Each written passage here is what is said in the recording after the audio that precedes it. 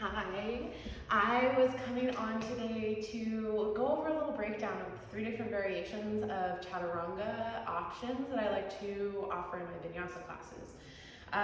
In my class, you may notice that I do reference these 3, but we don't get enough time to really break them down and for you to be able to maybe play with them and utilize which one you like to play with a little bit more, or kind of show you where to work your way up to that full Chaturanga that may be where you're headed, to maybe that goal you want to reach one day.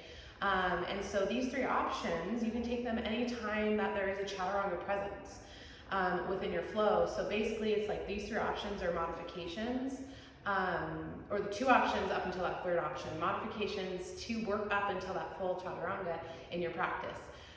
So I'm going to first start and show you what that full Chaturanga looks like, that full sun salutation with that Chaturanga in there, and then I'll show you the 3 options. So for that first full Chaturanga, we usually come into it after we inhale in our mountain pose, exhale, forward fold. As we inhale, halfway lift, and then exhale, we plant our palms down, step our feet back, shift into our plank pose, and this is where our Chaturanga comes into play, where we lower halfway, inhale, top of the feet flat, press up into our upward facing dog. As we exhale, roll back over the toes, hips coming back, downward facing dog. So then you see we ended our downward dog from that Chaturanga.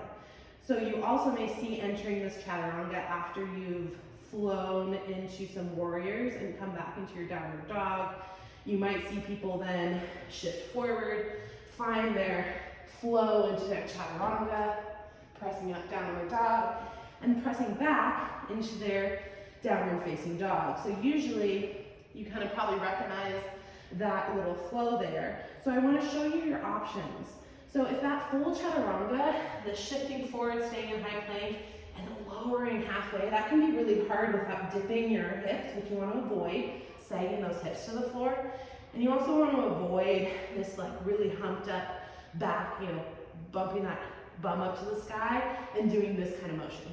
So if you can't keep a nice strong straight spine, and that's okay, you got to work up to that. If you can't keep that, the first option to work into is holding this plank.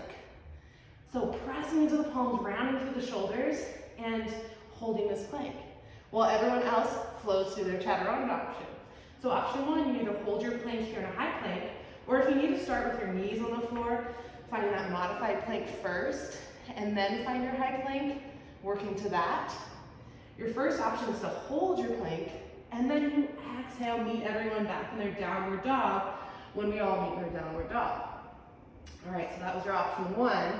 To clarify, option 1 for your Chaturangas, you can hold that high plank when everyone shifts forward into their high plank, and instead of lowering halfway, you just stay in that hold.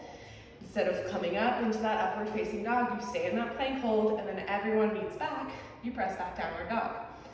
So the second option, if you're like, I've got the plank, what's next? And you want to work towards that Chaturanga.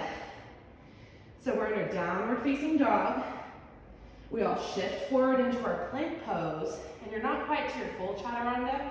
What you want to do is option 2, hinge forward, drop those knees, find that modified plank, keeping the hips lifted, so don't sag those hips, but also don't find that leaning back, so you want your shoulders stacked over your wrists.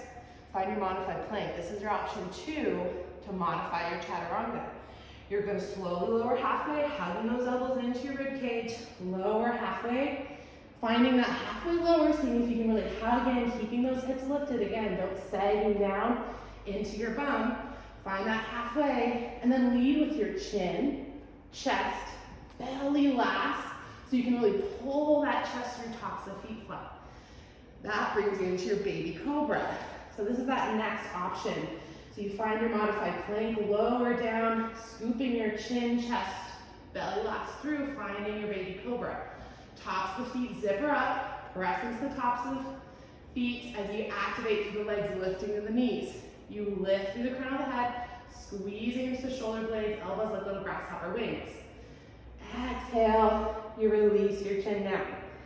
Now, if you can, press up by curling under the toes, into the palms, lift into a plank pose, and press back to your downward facing dog. Now if pressing all the way up is a little too hard, then just press up onto the knees, find that modified plank, and press back, downward dog.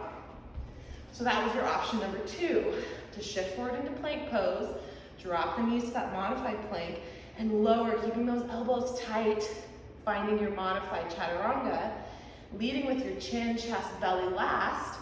And the reason why we do that, lead chin, chest, belly last, is it helps you get this scooping motion that you'll eventually need when you get your full chaturanga to scoop and press forward to the tops of the feet. So after you get that belly down lowered in your second option, you pull and lift through the crown of the head for your baby cobra. Then you just relax back down, press up to your plank, and we all be back into downward facing dog. So maybe you're still working on that strength in your arms to get to that full plank and full chaturanga option, because it's a lot and it doesn't come overnight. Use blocks underneath your shoulders. Place those about your shoulder width distances apart, and strengthen your modified chaturanga by simply doing half push-ups. Using those blocks to lower your shoulders to and press back up. Lower down and press back up. Adding in maybe an extra push-up when you are ready to when you're ready to strengthen your modified chaturanga is a good way to challenge your practice. And then eventually, all of a sudden, you're strong enough in your arms to be able to curl under those toes and lower halfway, keeping that core tight, to then shift forward onto your tops of the feet to upward facing dog. So like I said, use those blocks. And then our last option, I'll go through that full chaturanga option if you feel like you're ready to go there, or so that you have this to reference for when you are ready to go there.